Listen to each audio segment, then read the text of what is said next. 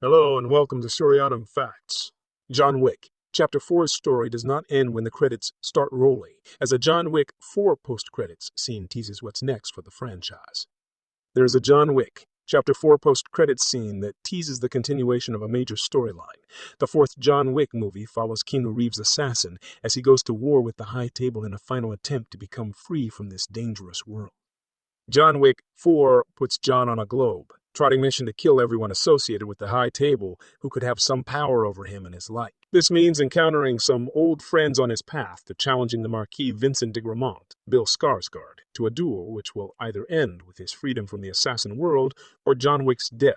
The storyline allows Caine Donnie Yen to play a major role in John Wick 4. A blind assassin and former friend of John Wick's, Caine is hired by the Marquis to kill John early on in the movie.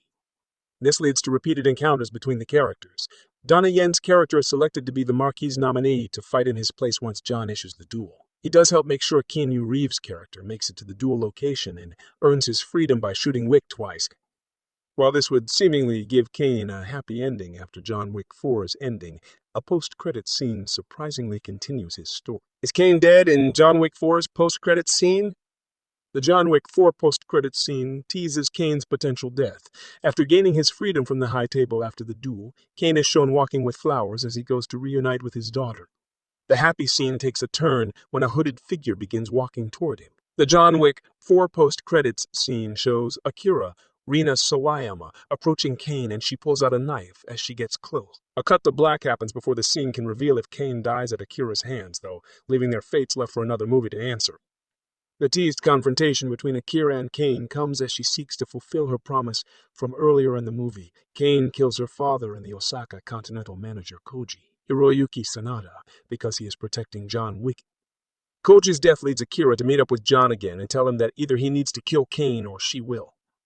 Since Keanu Reeves' assassin character does not kill Donnie Yen's blind hitman in the duel, John Wick, Chapter 4's post-credits scene confirms that Akira intends to get revenge for her father's death, even if it is not revealed if she succeeds in killing Caine. What Caine's death would mean for John Wick 5?